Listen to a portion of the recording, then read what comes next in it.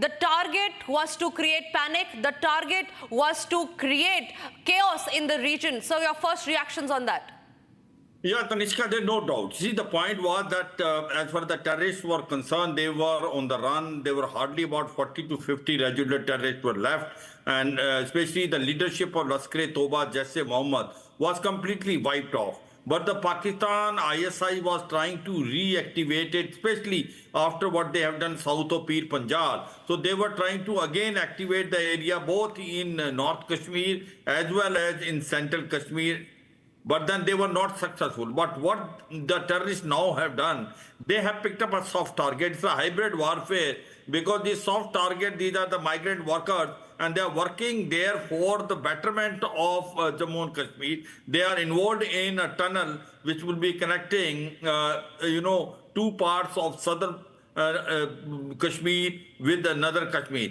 But they have picked up this thing very cleverly because they know it that they do not have much of the protection. So they are going to do such type of act in future also. But let me tell you one thing, that our counter-infiltration as well as counter-terrorism grid is very, very robust, and they will be, I am sure, in another 2-3 days neutralized.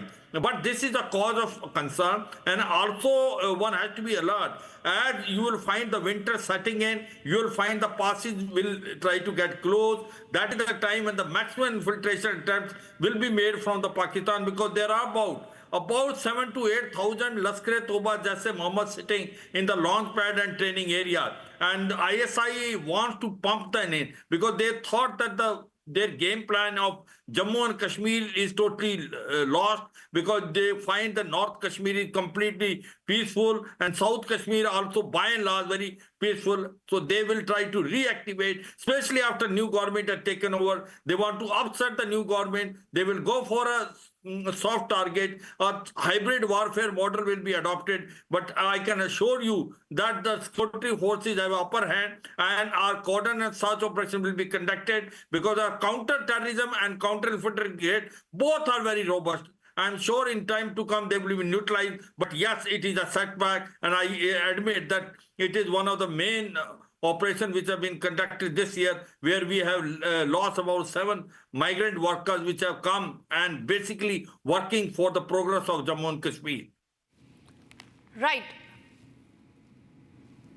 Right, sir. So also what we are learning is that the target of these terrorists was Kashmir's economy, because what we know is that the target where the terror attack has taken place is actually a tourist spot. So clearly the attempt was to create panic. Like I was saying, the attempt was to target Kashmir's economy, and the target was to create panic in the area. Now this is the biggest terror attack, sir, like you were saying, and it is a clear attempt by the terror state to create panic in Kashmir. And remember, this comes days after a new government has been sworn in, after the abrogation of Article 370.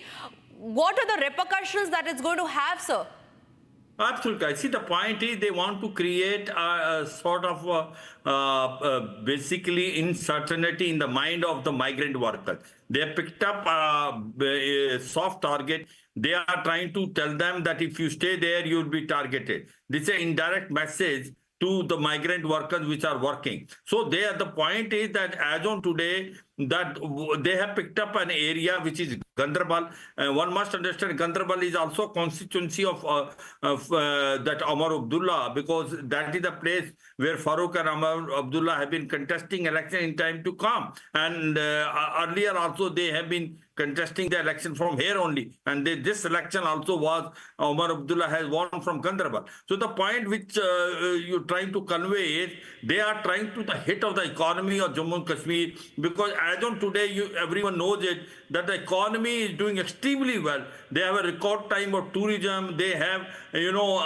basically infrastructure also improving. They had an election at basically district development council, panchayat election, then Lok Sabha election, now assembly election, all conducted very peacefully. And there were about 60 to 65% people who have voted. So this is not to the liking of trying to reactivate the terrorists which are residual and they are trying to send more foreign terrorists. They will make an attempt, and this is an basically attack on the economy of Jammu and Kashmir. They want to upset the new government which has just taken over, and they want to send a message to the migrant worker that they are not safe in Jammu and Kashmir. But let me assure them that the time is not far off, because our counter-terrorism grid within Kashmir Valley, I worked there, I have operated there for not less than almost about 20 years. I know it, they will be neutralized in another about 4 to 5 days. But certainly the terrorist has been successful. They have managed to kill 7 migrant workers, which send a very wrong message to other migrant workers. They will try to do such type of operation, if you remember, sort of hybrid warfare, or basically killing innocent person who is not even involved in military or security forces. That is what they are trying to do it. But unfortunately, that what incident has taken place, it sent a very, very different message to especially to the migrant workers. We have to take care of them. We have to make sure that they are given adequate protection, because such type of activity will increase. Because this is not to the liking of Pakistani deep state, they will try to take the soft target. Right. But we will bounce back. But we should not take Pakistan ISI lightly. You remember what they are trying to do at the SCO meeting? They are trying to build up bridge. They want to have talk with India. At the same time, they will keep this Jammu and Kashmir issue alive, which is now a no more issue, because there is nothing to speak with as far as India is concerned with Pakistan, except the area which they have occupied illegally, the POJ and Gilgit-Baltistan. But they will not sit quiet. They will try to activate this, and especially when this government has just taken over, they will try to upset this government by doing such activity of hybrid warfare. Amit Shah. Right.